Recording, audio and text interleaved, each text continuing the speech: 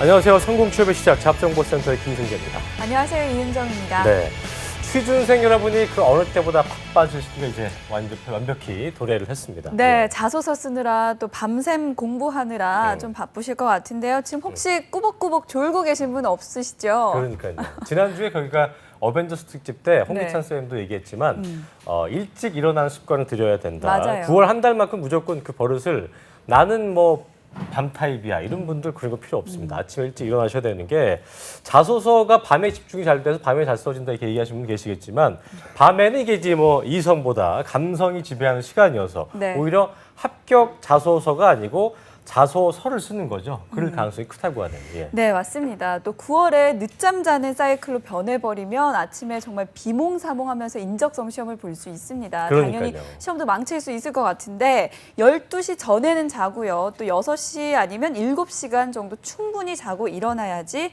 맑은 정신으로 또 인적성 검사 시험 정말 맑은 정신으로 볼 것 같습니다. 네, 타임테이블을 굳이 좀 짜드리자면 네. 저희 잡정보센터 본방이 오전 10시니까 이때 맑은 정신을 한번 보시고 6시에 식사하시면서 재방송 보시고 밤 12시에 재방송 보시고 그리고 주무시면 될 것 같습니다. 그죠? 예. 맞아요. 저희가 이렇게 취준생 여러분들의 사이클까지 고민을 하면서 방송을 그러니까 이런 방송이 편성합니다. 어디 있습니까? 그러니까요. 예. 네, 공채 합격까지 저희 잡정보센터와 관리를 잘 해주시면 좋을 것 같습니다. 알겠습니다. 자, 오늘 9월 공채 합격을 위하여에서는요. 현대차 하반기 공채 달라진 점과 접근 전략 그리고 이 시기에 지원할 만한 기업들의 공채 정보를 저희가 아주 뜨끈한 분과 이분이 또 나오셨습니다. 이분과 함께 하겠습니다. 네, 그리고 취업인 뉴스에서는요. 인사 담당자들이 취준생들에게 비밀로 했던 이야기들을 짚어보겠습니다. 그러니까요. 오늘 방송도 끝까지 함께 해주시기 바랍니다. 네, 9월 5일 월요일 잡정보센터 지금 바로 출발을 해보죠.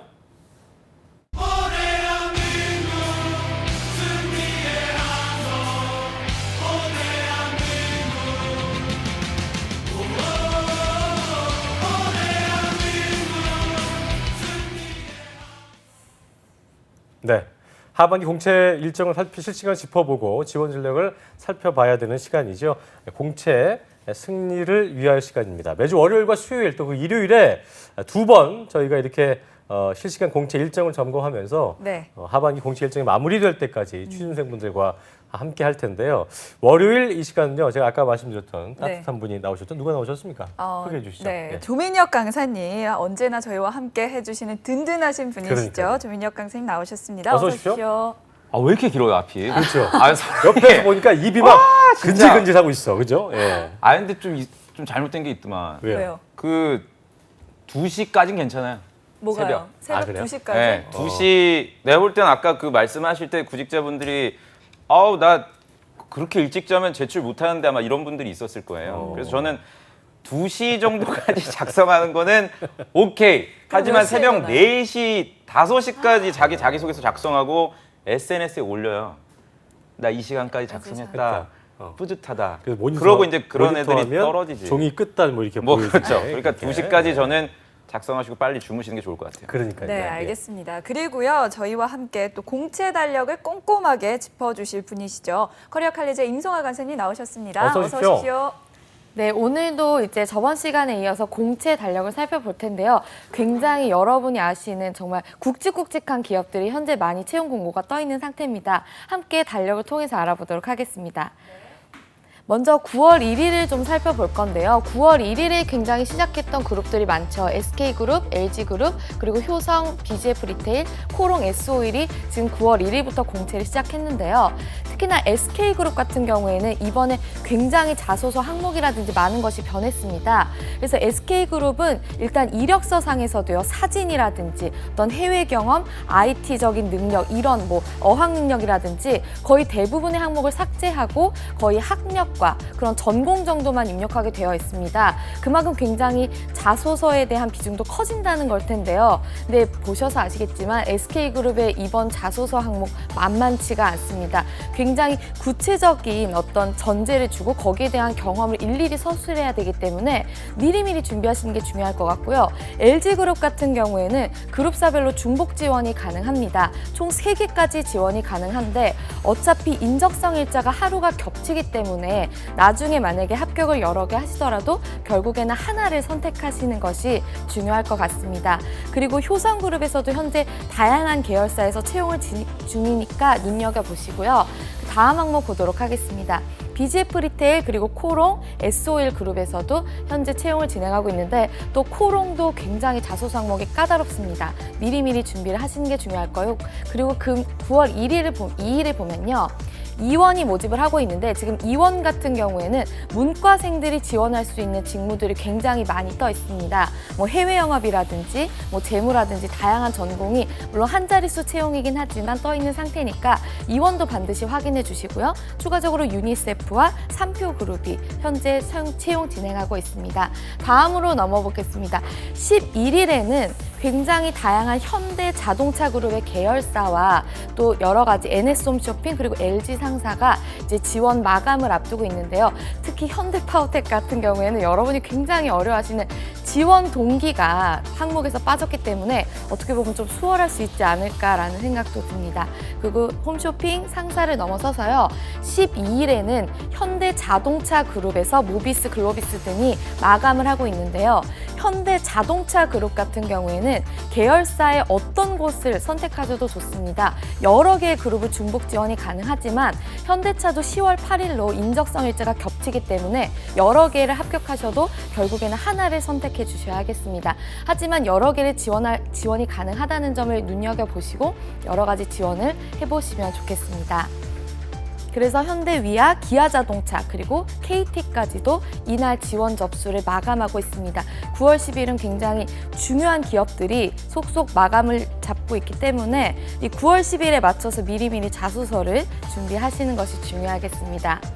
그리고 13일에 보시면요. GS홈쇼핑, GS리테일 이렇게 하고 있는데요. GS그룹 같은 경우에는 아예 계열사별로 따로 공채를 진행합니다. 그래서 중복 지원도 당연히 가능하고 인적성 일자가 겹치지만 않으면 어떻게든 모든 기업을 다 보실 수가 있기 때문에 그 점에 유의하셔서 만약에 유통 쪽을 원하시는 분들은 양쪽을 모두 지원하시는 게 좋을 것 같습니다. 네, 송화 쌤이 일단 9월 눈여겨볼 공채 일정들을 현대차 온라인 입사 지원 시연까지 해주셨는데요. 민혁 쌤, 이제 네. 자세히 하나하나 짚어봐야 될 것 같습니다. 이번 주 금요일이 이제 현대차 하반기 공채 마감일인데 일단 하반기 공채에 좀 변화가 있다면 어떤 게 좋을까요? 현대자동차 같은 경우 지금 나오고 있을 텐데요. 그 네. 현대자동차 같은 경우에는 사실 큰 어떤 변화는 이번에 없었어요. 그래요? 다만 그 8월 29일과 30일 양일간의 그 동대문에서 열렸던 잡페어 행사를 가 보니까 네. 여전히 탈스펙 경향은 크게 유지를 하고 있더라고요. 실제로 그 탈스펙으로 입사하신 분들의 합격 스펙을 정말 시원하게 공개를 해줬습니다. 네. 아, 근데 정말 이 스펙으로 됐구나라는 것도 있는 거예요? 그렇죠. 그 자료들을 보니까 실제로 입사한 그 대졸 신입사원의 학교 수를 세어 보니까 거의 100여 개 정도가 됐어요. 90개 정도의 학교. 그러니까 우리가 일반적으로 얘기하는 뭐 스카이라든지 뭐 성대 또 뭐 한양대 이런 학교 출신들뿐만이 아니라 정말 지방에 있는 뭐 그 사립대라든지 국립대 여러 지역에 있는 학교들 출신들이 속속들이 합격을 했고요. 그리고 뭐 토익 기준으로 봤을 때도 지금 나오네요. 그 토익 기준 600점 이하이신 분들도 합격을 하고 학점도 역시 2.5가 안 되시는 분들도 지금 합격을 하는 걸 보면 게다가 또 그 최고 연령이 32살 이상이거든요. 그럼 뭐 몇 년생입니까? 뭐 84년, 5년 뭐 이전 출생자 분들도 지금 합격을 하고 있습니다. 그래서 이런 객관적인 데이터를 잡페어에서 공개를 해줬기 때문에 우리 구직자분들은 이제 더 이상 혼란스러워할 필요가 없다고 저는 생각을 하는데 힘을 낼 수 있겠네요. 지난주에 그래도. 또 물어보더라고요. 학생이 그러니까 그게 토익 불안해서 그런 것 점수가 같아요, 그죠? 정말 당락에 영향을 주지 않냐. 그래서 제가 영향을 준다고 했어요. 넌 해라. 그냥 어쩔 수 영향을 없는 것 같아요. 주니까 해라. 넌 가. 강남역 가. 임마. 그래서 지금 욕 나올 뻔했는데 그런 분들 너무나 아직도 지금 그런 스펙에 대해서 연연하시는 분들을 빨리 정리를 하셔야 될 것 같고요. 그리고 두 번째 또 특이했던 게 뭐냐면 이번 현대자동차 변화 중에 네. 탈스펙 전형이 유지된 거와 더불어서 이건 제가 좀 놀랐습니다. 그 면접관이 없는 셀프 PR 전형을 진행했어요. 다시 말해서 이제 5분 PR이라 그래서 면접관이 이제 두 분이 앉아 계시고 면접자가 들어가서 저는 뭐 현대자동차 입사를 위해서 이런 거 준비했고 막 진짜 손발이 오그라드는 뭐 스케치북 준비하고 뭐 이런 거 많이 했거든요. 근데 제 생각에 이제 면접관들도 좀 짜증이 난 거야. 지원자들 하는 게 다 똑같으니까 그냥 그래서 좀더 어디 박스 같은데 그냥 들어가는 거예요, 지원자가. 그래서 앞에 그 카메라 있으면 카메라 보고서 혼자 5분 동안 떠들면 아, 면접관 없는 상태. 없는 상태에서 아마 이거 그 영상 자료 동영상 파일을 인사팀에서 어느 정도 필터링을 좀 해서 네. 전달을 해주는 이런 셀프 전형. 어떻게 보면 면접관들을 위한 전형이 아닌가. 그러네요. 효율성을 따진 이런 전형들이 좀 생겨서 우리가 눈여겨 볼만 했던 것 같아요. 면접관에 와서 집중력 향상을 위한 그런 네. PR 진행. 네. 예. 그리고 확실히 이런 탈스펙 전형 때문에 또 인기가 많은 것 같은데요. 이렇게 탈스펙은 유지가 되고 있고요. 그렇다면 또 변화된 부분은 뭐가 있을까요? 사실 오늘 방송의 핵심이 아닐까 싶습니다. 어떤 겁니까? 이런 거 잘 못 짚어줘요. 다른 방송에서는. 네, 우리 짚어주세요. 방송이기 때문에 제대로 짚어주니까 조민혁 30초 쌤이- 후에 네. 돌아옵니다. 난 이런 거 안 해주지. 난 이런 거 안 해주잖아. 그렇죠, 위에서. 굉장히 중요한 거. 그러니까 뭐냐면요. 직무를 통합했어요, 이번에. 다시 말해서 지난 2016년 상반기까지는 현대자동차가 그 플랜트라 그래서 일반적으로 생각하는 그냥 자동차 제조하는 공장별 채용을 했었습니다. 그러니까 플랜트 기술, 쉽게 얘기하면 현장에서 자동차를 만드는 기술 직무와 그런 자동차를 만들기 위해서 공정을 관리하는 플랜트 운영, 그리고 품질 이런 직무를 갖다 각각 개별적으로 나눠서 이제 채용 소요를 모집을 했는데 이번에는 전부 다 통합을 시키는 거죠. 그래서 제가 그 조사를 해보니까 장무정 팀장님이 네. 장무정? 장무정 네. 채용 팀장님이에요. 장무정 팀장님 아재 개그를 하자면 정말 무정한 분이야. 네. 네. 장무정 팀장님이 이런 말씀을 하시더라고요. 어차피 분리해서 채용을 해도 배치를 할 때 너무나 까다롭다는 얘기예요. 지원자들이 플랜트 기술을 지원은 했지만 실제로 이제 부서 배치하려고 야 이제 울산 가. 못 갈 것 같아요. 저는 양재동에 있는 구매 직무 갈래요. 이런 식으로 부서 배치하는 게 상당히 까다로움을 이제 겪으셨던 것 같아요. 그래서 아예 그냥 뽑을 때 통합해서 뽑자. 네, 이렇게 진행을 하고요. 이공계뿐만이 아니라 지금 문과생들도 이거 굉장히 좀 재밌더라고요. 문과생들도 이번에 수시 채용을 원래 당초에는 그 현대자동차가 진행을 하다가 이번에 이제 공채로 문과생들도 이제 채용을 하는데 그 직무를 국내 영업과 해외 영업을 분리하지 않고요. 이것도 역시 직무를 하나의 직무로 영업으로 통합을 시켜서 그러니까 한마디로 이번 2016년 하반기부터 현대자동차의 채용의 하나의 트렌드로 자리 잡은 건 모든 직무를 통합해버리는 어떻게 보면 지금 경영 환경 자체가 거네요, 그렇죠. 네. 통섭형 인재도 뽑고 이러다 보니까 직무를 너무 세분화시키지는 않고 있다. 이 점을 우리가 좀 눈여겨볼 그렇다면 필요가 여기서 있을 좀 궁금해할 게 뭐냐면 네. 세분화된 거에서 간소화가 됐다. 이거는 이제 뭐 회사 입장에서는 나중에 말씀하신 대로 채용한 후에 배치할 때라든가 거기서 좀 용이할 수 있겠지만 네.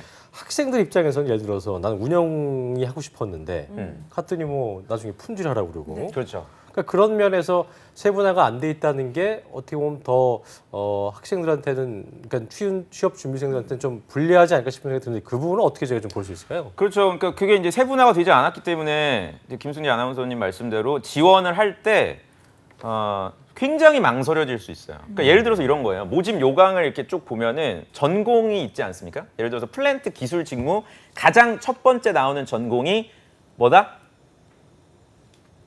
그렇죠. 뭘까요? 네, 정재화면인 줄 알았네요. 네. 기계공학과거든요. 네. 근데 품질 직무도 가장 첫 번째 나오는 전공이 기계공학과. 플랜트 운영도 기계공학과. 이제 이런 식으로 되다 보니까 기계공학과 학생들은 선택지가 벗어나지 많은 않는 거예요. 아, 그렇네. 선택지가 많다 보니까 이걸 갖다 하나로 통합하다 보니 아 나는 그러면은 특화시키지 않고 자기소개서를 작성할 때도 그냥 어떻게 보면 큰 얘기. 예를 들어서 뭔가 튼튼한 자동차를 만들겠다. 또는 입사해서 플랜트 분야의 전문가가 되겠다. 이런 얘기를 해도 왜냐면 난 기계 가면 다 갈 수 있으니까 상관이 없겠나라고 잘못 생각할 수가 있어요. 그래서 우리 구직자분들은 지금 자소서 작성 금요일 날 제출이니까 네. 최소한 목요일까지는 지금 아무리 못해도 완성을 해야 되거든요. 네. 그러려면 수요일까지 자소서를 다 끝내시려면 잘 들으셔야 돼요. 그러니까 플랜트를 지원한다고 해서 플랜트 전체를 다 아우르는 얘기를 하실 게 아니라 직무는 통합이 됐지만 그래도 예전처럼 유지를 하셔야 됩니다. 구체적으로 내가 플랜트 기술 직무에서 성과를 내고자 하는 지원자인지 또는 연구개발 분야도 이번에 통합된 건 아니지만 차량 평가도 있고 뭐 설계 뭐 굉장히 다양한 또 특수 직군으로 나뉘거든요. 그럼 내가 과연 관심 있는 직무는 여러분들의 전공의 강점을 활용할 수 있는 어느 직무인지를 그대로 구체화시켜서 접근을 하는 게 여러분들의 자기소개서에 대한 신뢰를 높일 수 있는 하나의 방법이다. 그렇게 말씀을 드리고 싶어요. 네, 그리고 인문계 문과 학생들 경우에는 또 영업이 또 통합이 됐고요. 네. 그리고 경영 지원 같은 경우에는 이렇게 또 분리가 되어 있는데 맞아요. 이 부분에 대해서는 또 어떤 전략을 세워볼 수 있을까요? 이 영업 같은 경우는 또 국내를 하고 싶어하는 학생과 해외에는 극명히 좀 갈리잖아요. 성격도 그렇고 또 타입 자체가 그렇지 않아요? 아니죠. 달라요? 국내 영업은 선호하지 맞아요. 않습니다. 그렇습니까? 네, 우리 구직자분들은 맞지? 그러니까 성향이 어. 다르잖아요, 그렇죠? 성향이 그게. 달라도 음. 뭔가 이렇게 글로벌 하고 싶어해요. 구직자분들은 그래서 그냥 내가 성향 자체가 국내 영업 쪽에 맞는지 안 맞는지를 따지지 않고 그냥 어학연수 경험이나 이런 걸 어떻게든 그냥 쥐어 짜가지고 해외 영업하고 싶다 이렇게 좀 잘못 접근을 하는데 네. 이 인문계 분들도 좀 잘 들으셔야 될 것 같아요. 아까 말씀드린 대로 영업이 통합이 됐지만 내가 상대적으로 국내 영업 관련된 어떤 그런 요구 역량을 많이 가지고 계신 분들은 무리해서 해외 영업 쪽 지원하지 마시고 국내 영업, 그러니까 국내 영업이라는 게 어떤 직무인지를 이미 우리가 지난 여름날에 그 기적이었나요? 그때 말씀을 많이 드렸었어요. 제가 뭐 손윗 사람들과의 어떤 갈등 이런 경험들 갖고 계신 분들이 있거든요. 그런 분들은 국내 영업 쪽에 맞춰서 쓰시고 우리 이윤정 아나운서처럼 정말 글로벌한 어떤 백그라운드를 갖고 계신 분들이 있잖아요. 네, 해외에서 거주 그 경력이 최소한 5년 이상이라든지 이런 분들은 또 글로벌 쓰면 될 거를 뭔가 경쟁하기 싫어서 국내 쪽으로 눈높이를 낮추는 분들이 있어요. 그렇죠. 네, 그러지 마시고 그러니까 자기의 성향과 경험에 맞게 작성을 해주시길 바라고요. 아까 또 두 번째 또 좋은 질문 주셨는데 경영기획 홍보 이제 이쪽도 말씀을 하셨어요. 여기가 사실은 가장 인기가 많아요. 그러니까 경영 기획 중에서도 홍보 쪽. 상품 전략. 상품 전략. 네, 상품 전략. 그러니까 자동차 어떤 그 제품을 만들지, 상품을 만들지를 여기서 이제 아이디어를 많이 가지고 오는 부서거든요. 그래서 신입사원이 거의 못 가요. 그러다 보니까 홍보팀도 마찬가지고요. 학교를 봐요. 그러니까 학교를 많이 봐요. 학교가 척도가 되는 거예요. 학교가 척도가 돼요. 여기 거의 그 아까 자페어에서 공개한 탈스펙 합격 사례가 적용이 안 되는 철옹성 같은 어떻게 보면 쉴드 같은 그런 직무가 이쪽 상품 전략과 홍보 부서기 때문에 제가 요 정도만 말씀드리면 아마 좀 괜히 또 희망을 꿈꿀 것 그만큼 같아서 회사 내에서 굉장히 중요한 직군이라는 거죠. 또 그렇지도 않아. 네, 사실 중요한 직군은 플랜트 쪽인데 인원이 적을 뿐이에요. 그러니까 운영하는 인원이 적다 보니까 그리고 또 임원분들하고 그 정의선 사장님인가요? 그분하고 계속 커뮤니케이션을 해야 된대요. 보고서로. 그렇다 보니까 보고서 작성 능력이라든지 이런 부분이 뛰어난 분들이 아무래도 좀 학교가 우수한 분, 저는 그렇게 생각 안 하는데 일반적으로 대기업에서 그렇게 생각을 하시더라고요. 그래서 상품 전략 부서에 근무하고 있는 제 주변 그 현직자분한테 여쭤보니 최소 학벌이 한양대래요. 네.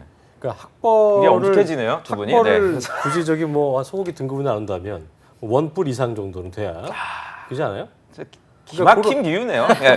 그런 의미라는 이 거죠. 중요한 얘기에서 원뿔이 나오네. 네, 그렇죠. 홍보팀도 마찬가지로 외대가 네. 가장 마지노선이더라고요. 그래요. 학교가 외대 정도, 이문 알겠습니다. 캠퍼스 정도가 가장 그 조금 학벌 처지는 그렇다면 학교라. 경영기획이나 홍보 부문 그 지원하시려고 굳게 마음 먹고 계신데 본인은 뭐 지방대학교라든지 안 돼.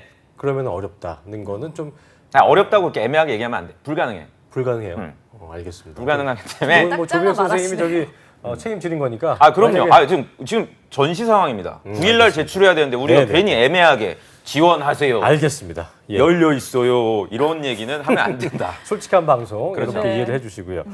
자, 자소서 항목은 그 달라지지 않았다는 걸로 알고 있는데요. 그렇다면은 뭐 합부서에 또 그 저자시기 때문에 네. 자소서 그냥 기존에 준비했던 대로 작성하면 되는 기존에 준비하는 대로 작성을 하면 되는데 기존에 당신들이 어떻게 준비했는지 제가 잘 모르죠. 모르기 때문에 그러니까, 예. 요 항목들 한번 저희가 시간이 있으면 다 보면 좋을 텐데 시간 관계상 가장 중요한 항목만 저희가 좀 보면 좋을 것 같아요. 그래 이 보죠. 이윤정 아나운서, 네, 네, 한번 뭐 저희가 앞서도 짚어봤는데 한 번 더 체크를 해보죠. 예. 첫 번째는 개인의 삶 중에서 기억에 남는 최고의 순간, 그 의미를 설명하고 또 향후에 본인이 원하는 삶은 무엇인지를 기술해 주십시오. 천자인내고요. 네, 그렇죠? 그다음에 두 번째 질문은 본인이 회사를 선택할 때 기준은 무엇이고 또 왜 현대자동차가 그 기준에 적합한지를 기술해 주십시오. 이것도 천자인내입니다. 세 번째는 현대자동차 해당 직무 분야에 지원하게 된 이유와 또 선택 직무에 본인이 적합하다고 판단할 수 있는 이유 및 근거를 제시해 주십시오. 이렇게 3가지 질문입니다. 네, 이 중에서 보니까, 예. 첫 번째 항목 좀 유의해야 할 점이 있다는 거죠. 제가 볼 때는 네. 1, 2번은 좀 추상적이고 1, 2번. 3번은 뭔가 좀 디테일을 요구하고 아, 그런 거 아니겠습니까? 전문가가 다 됐네요. 아니 그런 느낌이 그렇잖아요. 네, 약간 정말 좀 최고의 순간 이런 거. 특불 같은 정말 그런 맞는 말씀이세요. 왜냐하면 그렇죠, 3번은 직무를 아무래도 물어본 항목이기 때문에 우리가 네. 아까 전에 방금 얘기했던 그런 플랜트 기술 또는 뭐 상품 전략 이렇게 그렇죠. 딱 타겟팅해서 쓰기에 상대적으로 용이합니다. 반면에 1번하고 2번 같은 경우에는 1번은 삶에 대해서 지원자 개인의 어떤 지금 성향? 예, 추상적이에요. 지금 내가 뭐 하고 있는지도 지금 모르는 애들한테 너 삶이 어떤 일을 물어보니 멘붕이 올 수밖에 없고요. 게다가 글자 수도 이게 뭐 200~300자 정도 천자요. 은행권에서 물어보는 수준이 아니라 천자를 네. 쓰라니 이게 무슨 과거 시험처럼 느껴지는 거죠. 그런 분들 이렇게 녹색창에다가 자주 쓰는 말 중에 하나가 이제 뭐 좌우명 추천해 주세요. 아 진짜 그래요? 진짜 그래요. 그렇잖아요. 네, 정말 그런 식으로 아마 그 취업 카페에서 돌고 있더라고요. 당신들은 그 인생 그 최고의 순간으로 뭐를 쓰냐. 그래서 그 소재가 적합한지 아닌지를 또 막 싸워요. 그럼 무의미한 좀 그 논쟁을 저는 하지 마시라고 오늘 1번 항목에 대해서 주력해서 말씀을 드리고자 합니다. 네, 그러니까 네. 좀 말씀해 주시죠. 2번, 3번도 물론 이제 중요한데 네. 거의 특히나 네. 디테일을 되게 중시하시는 조 쌤이 네. 이런 추상적인 그 질문에 대해서 해야죠. 어떻게 답할지가 말씀드려야죠. 궁금했습니다. 네, 그 이게 사실은 한 1시간 정도 이상 제가 강의를 해야 적합할 항목이긴 한데 네. 그래도 우리가 시간 관계상 좀 결론만 말씀을 드리면 네. 일단 첫 번째는 여러분들이 기억하셔야 됩니다. 자동차와 관련 없는 내용을 써주십시오.